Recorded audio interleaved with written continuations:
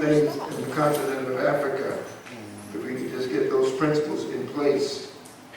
Now, if they were in place, it would make a significant difference in the outcomes.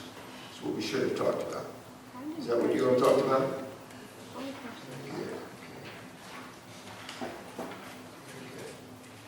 We're now moving to page 222, I believe. Let's see if that's right. Faith. And in our faith segment, we speak often about abstinence and sex-related matters. And the reason for that are multiple, but some of them have to do with the fact that sex is about making choices, and faith is about what you base your choice upon.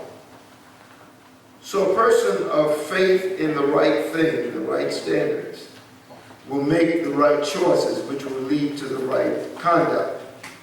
Sex involvement is a conduct. Is based on a choice that was made, which reflects the character that you have. The character is what we're trying to develop, which is based on the faith, on the virtues that you have the faith in. So that's the relationship between them, in case you ever wondered about that. The premise is that sex is not love, and love is not sex. Sex ain't love, and love ain't sex. Sex is not love, and love is not sex. Philosophy, making love is not having sex. Somebody said, let's make love, but they didn't even want to do sex. They don't want to make love. They want to have sex. Making love is not having sex. Having sex is not making love. You got that picture? If you love someone, the last thing in the world you want to do is cheapen them and steal their future joy of sex with their marriage partner. Can you say you love me and you just want to use me? It's because I don't see myself as being anything. When I see myself as nothing, I treat everybody else as nothing. Can you hear what I'm saying? Let's stand for the presence group attend. Hey! Well, let's try it again. Sit down. I gotta have the snap. If we don't have the snap, then we keep on doing it. You're just gonna get tired of standing up and down. Okay? Group! Change. Okay, read. A person can accept what Christ has done without knowing how it works. Matter of fact, you won't know how it works until you accepted it. A person who has faith must be prepared not only to be a martyr, but to be a fool. A perfect faith would lift us above fear. What is a martyr? A martyr. We're on page 220. Page 220. But I shouldn't be in page 220. I should have been on page 222.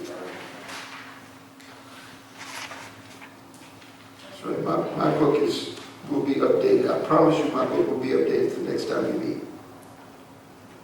Premise. Read. If the risk and potential dangers of sailing your ship on the high seas of uncertainty make you seasick, don't get on the boat. Oh my goodness. Anybody ever been on a cruise? Yes, sir. Yeah. Anybody ever been on a boat for any other reason? Yes, sir. Anybody ever get seasick on a boat? Yes, sir. Threw up? No, sir. No. Puking everywhere. It's nasty. If the risks and potential dangers of sailing your ship on the high seas of uncertainty, the seas of uncertainty, make you seasick, don't get on the boat. Philosophy, appreciate Sarah. Read. In the Torah there's a story that teaches us how what we value in women and men are inextricably linked. Abraham is visited by 3 men, and he's providing them with his usual hospitality. When they ask him suddenly, "Where is Sarah, your wife?" And he replies famously, "Behold, in the tent." You may ask, why are they asking where Sarah is? They know she's in the tent. One answer is to remind Abraham of where where she is in order to increase his love for her. In Judaism, the most important work takes place in the tent, keeping kosher, keeping the Sabbath, keeping the laws of marital purity. Torah is only passed on to the next generation because of what the woman is doing in the home. Yet it is not enough for there to be a Sarah who is in the tent. It is also necessary that there be an Abraham who appreciates her. So the lesson is clear. If we want to reconstruct a more modest, humane society, we have to start with ourselves. Appreciate Sarah. What is the Torah? Jewish laws, volumes of Jewish laws. Very good.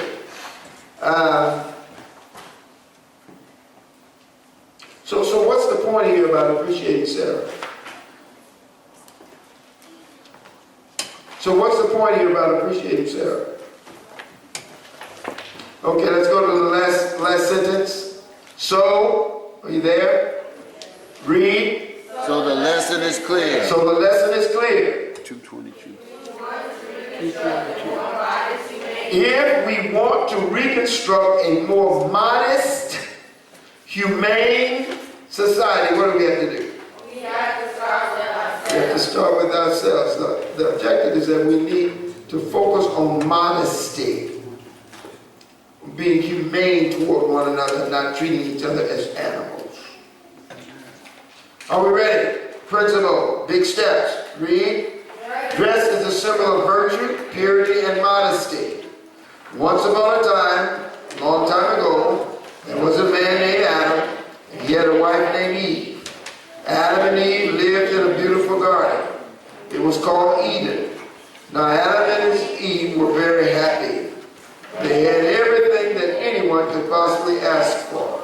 All their needs were met. Their life was a good one, until one day Eve was out walking and a beautiful serpent caught her attention. And she began, wait, not change that word.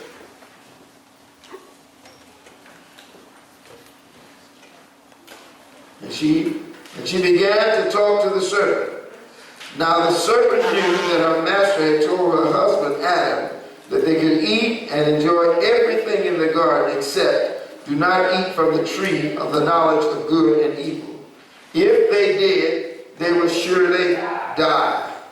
So the serpent said to Eve, in his most innocent voice, did your master really say you must not eat from any tree in the garden? Eve, in her innocence, hastily answered the serpent and said, we may eat fruit from the trees in the garden, but my master did say you must not eat fruit from the tree that is in the middle of the garden, and you must not touch it, or you will die. We get the story or what? Read on. The crafty old serpent said, surely you will not die. Your master only told you that because he knew that when you ate of the tree, your eyes would be opened and you would be like him. The serpent looked at her with his deadly eyes, his tongue dripping with poisonous venom. He gave a victorious hiss when Eve took a bite of the fruit and then gave it to her husband, who ate it also.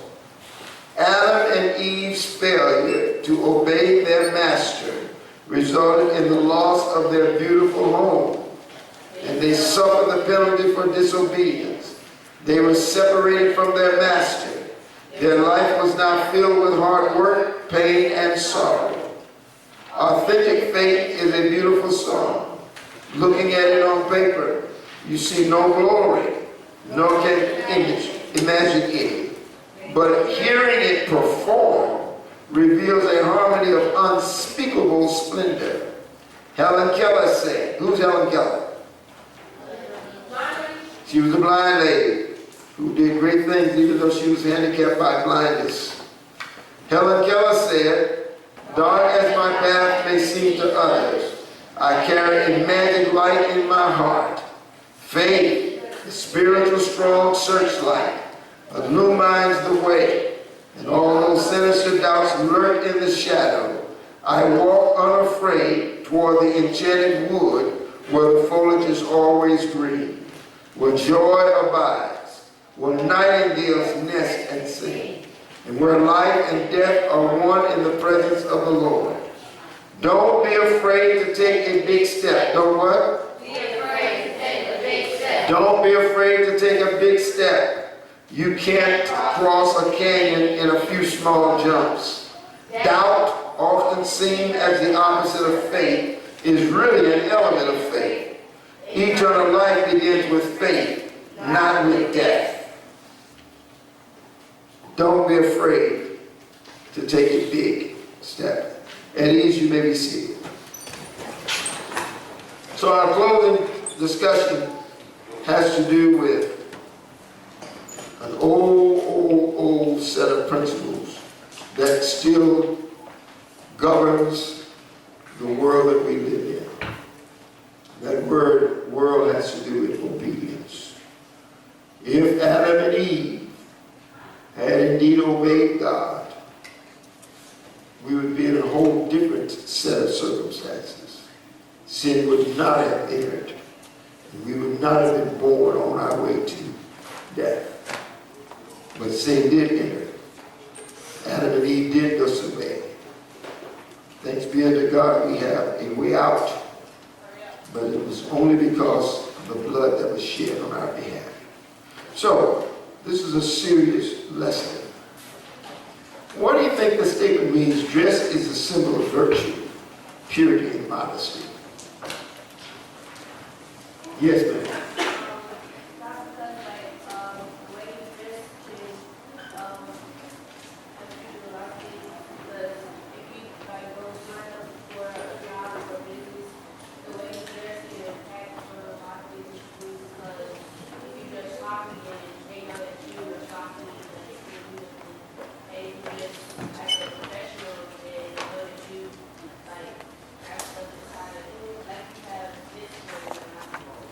Okay, thank you for that. Do I have any addition? Listen to me carefully. We have been fooled to believe if we dress a certain way, we're trying to look like some other people. That is a lie. You dress a certain way because it reflects what it is that we do. So professionals dress professionally because they are professional. They dress professional because they are. So we want to be in a position, let it in. So we want to be in a position of understanding that in every instance we dress, and the way we dress determines to a large extent how we are received, how we are responded to, and also how we see ourselves. On Saturday mornings, we have a dress code. You wear a white t-shirt and denim bottoms, displaying the servant royal lady emblem if we happen to have it. It reflects that we've come to engage in these discussions. On school days, you dress a certain way. Depending upon what your background is in your home and what your resources are, you dress to impress, or you dress for success, or you just throw on something. How many of you just throw on something? Just throw on something. You have no plan. Because if you just throw on something, it means that you didn't think about it. There's no coordination involved. Learn how to coordinate what you do. If you don't have to have a lot, but the little you have, use it well. Don't just throw stuff on. Don't just throw stuff on all wrinkled up. Don't do that. Coordinate your dress. Try to match things so that it gives a good picture of you all the time. Y'all understand what I'm saying?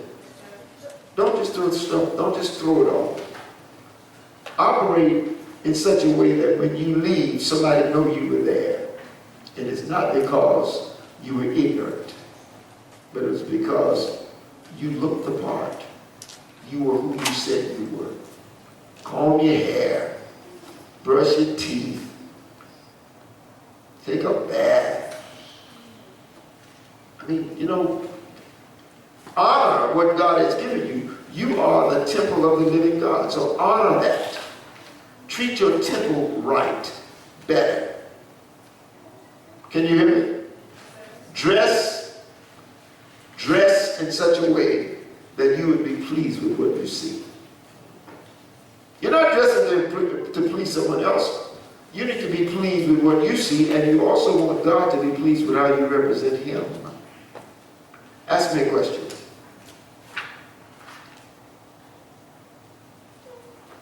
Yes, sir. Like, you say like dress with respect and everything. Does that mean like when you dress like a type of like a person like, does it have to be like a certain brand or something? Never name brands. That's another area we've been tricked in. They fooled us. They made us slaves. We become slaves to name brands. So what they do, they manipulate you. Every year they add something and take something away from name brands. Guess what you have to go out and do, or your parents have to do?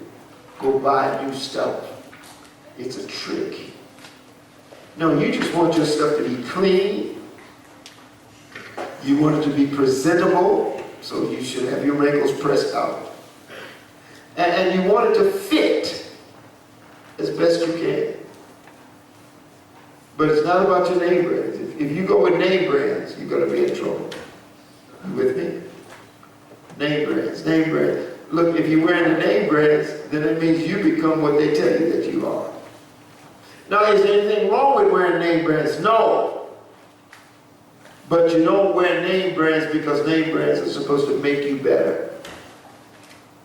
You don't go and spend extra money on name brands. You buy something that you like, and something that fits into your decorum, something that is part of who you are. It might be a brand nobody's ever heard of. Who cares? When I'm overseas, I was once in Switzerland.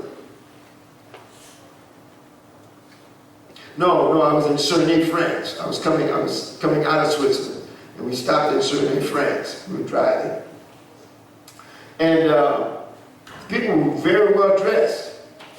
None of them had American name brand clothes, yet they were very well dressed. So if I was a name brand junkie, I would have looked at them through the eyes and filters of the name brand, believing that was, unless you had name brands on, you didn't have it going on. I would have been wrong. On the other hand, we were walking down the streets in West Africa, in the city of Accra, sons and I. And we're just looking around. And a lot of people there are trying to look more and more like the American pictures they see on the television, on the computers. That's all about name brands. So they're spending money they don't have to get stuff they don't need, because they see it on the television. They see it on the internet. So thank you for that question, sir. It never means that.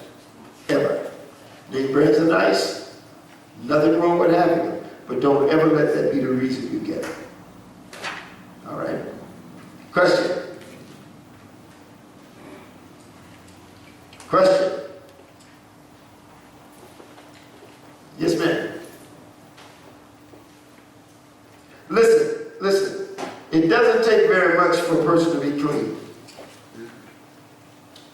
I said it doesn't take very much for a person to be clean.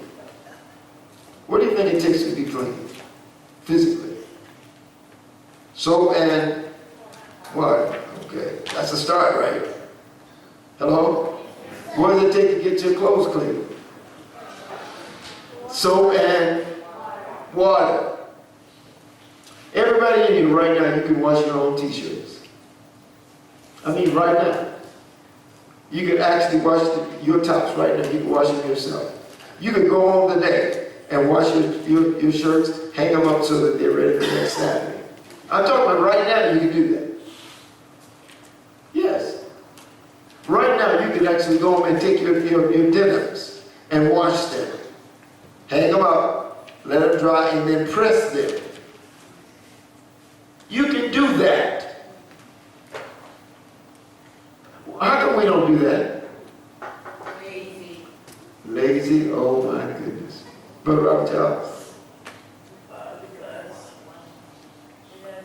You wait on the wash. How many of you know you can wash stuff in your hand? Thank you. What do you think they did before they had wash machines? Yeah. Yes, sir.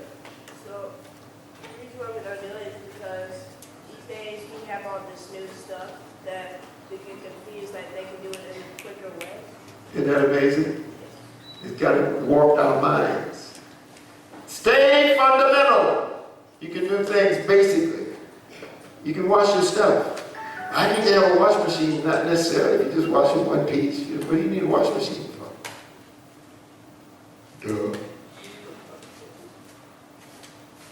What I'm trying to tell you, my brothers and my sisters, is that that first line is a critical line. And I don't want you to lose sight of that.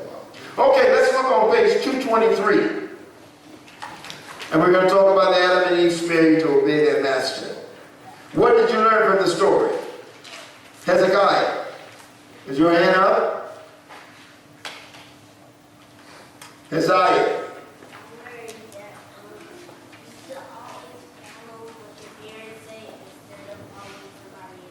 Follow what the parents tell you instead of following what someone else tells you.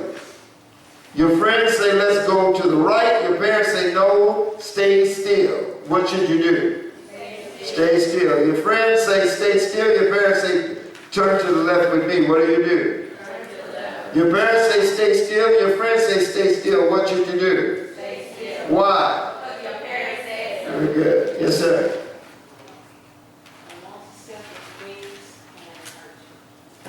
We say it again. A multi. Oh, the most deceptive things can hurt you. Yes. The most deceptive things can help you. That's good. Good lesson from here. What else did you learn from this lesson?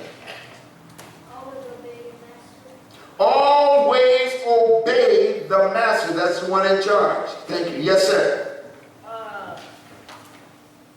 Be on time. Be on time. I like that lesson. Be on time. I noticed that we were getting started today for our closing session, and many of you drug in here 10, 15 minutes after the fact. We're getting kicked off this month, so you find that I'm being very, very flexible. But I need to tell you that that's going to end abruptly very soon. And then you're going to be sweating a lot. But you shouldn't have to do that. Let's learn now how to make it happen.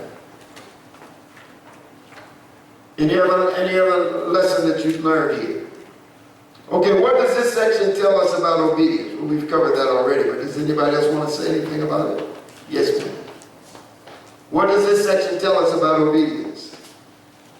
Yes. It does not pay to be disobedient. Yes, yes, sir. If you have obedience, if there's no obedience, there's no success. Without obedience, there is no success. Yes. Obedience is better than sacrifice. Obedience is better than sacrifice. That is true. What does that mean?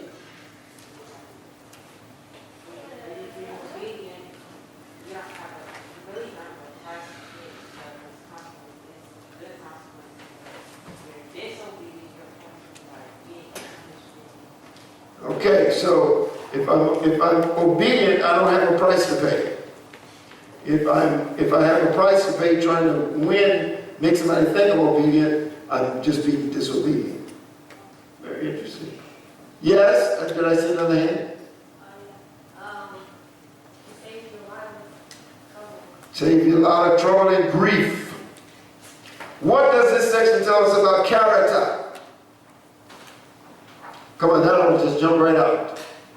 What does this section tell us about character? Yes, ma'am.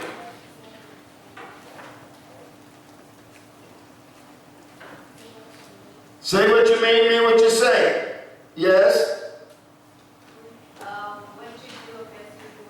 What you do affects who you are. Yes? Yes, sir. Yeah, but if you do what you're supposed to do, you can probably get a type of reward and they get the environment you are. Ah, very good. Now get this. Yes, ma'am. Your character Your character what? Impacts your consequences. Very good. Listen carefully. Get this in your system. Get this where? That means get it in your head. Hello? And get it in your heart. Get this. Character determines your conduct. Character determines your choices. Your choices and your conduct determines your consequences. Character determines your conduct and your choices determines your. So if I got poor consequences, it might mean that I have poor, but before it meant I had poor character, what did it mean? I made some bad choices. It's very important, guys. Get that. Character drives.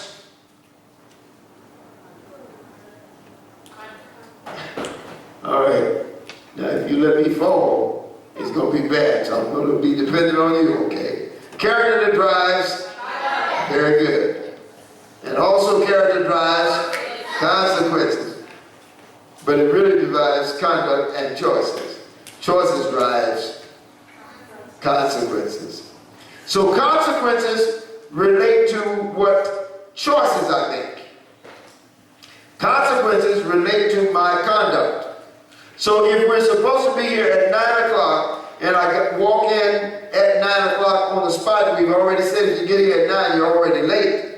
And so I walk in at 9 thinking that it's okay in my arrogance and ignorance, other than the fact that my parents didn't get me here on time because I didn't get up and get dressed. If I got up and got dressed, I would have been here on time. But since I didn't get up and get dressed, then I couldn't get here on time. Other than that doesn't count. But if there's something else that my parents had to do, I was ready, but the parents had to do something else and they got me here late, that's different. That's different. That's what we talk about. Other than that, however, your conduct, your choices to come in here after the fact, we want you here. You come into the right place. You're coming at the right request that you be in place. But your timing was off. There are consequences associated with that. So the consequences could mean that I'm going to have to run the lot out here 10 times. It's called laps. Those consequences reflected my conduct. Can y'all hear me? I'm just trying to make it real to you so that when we're doing it, you understand the reason I'm doing this is because my conduct was so and so. My choices were so and so. We will not just do that arbitrarily. Won't just up and do it out of the wind. It has to be real. Nobody can just use that because they're upset with you or because they don't like something you've said. No, we won't do that. This has to be directly related to your choices, your conduct. Y'all got it? Okay. All right, we're going to do, I was waiting for my drill master to show up, but he hasn't shown up. We got, the kitchen is open, am I right? Just like, the kitchen is open, so when we adjourn, we will have access to whatever the goodies are back there. We're going to do some drill. That's where we're going now. So my drill sergeant is not here because he expected us to not do drill until 2 o'clock, then about, probably more like 1:30, and we're an hour early. But it is what it is. Group! Attention!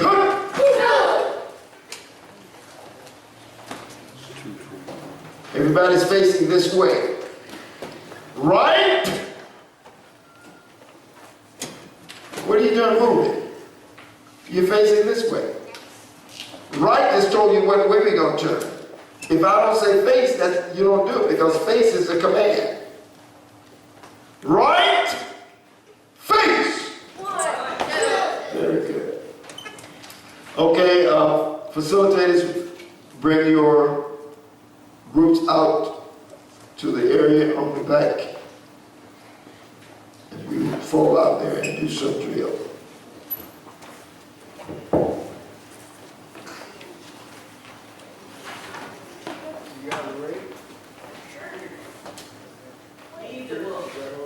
You don't need the books, leave your books.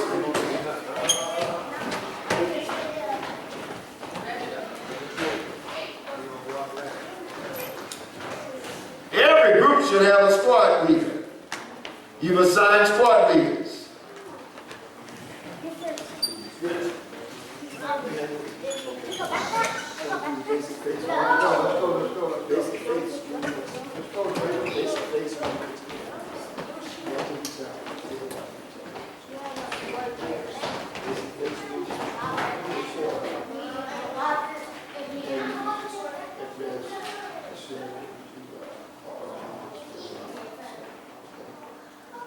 Hey, Papa. Okay. Then bring it back in. After 15 minutes, we will go to close.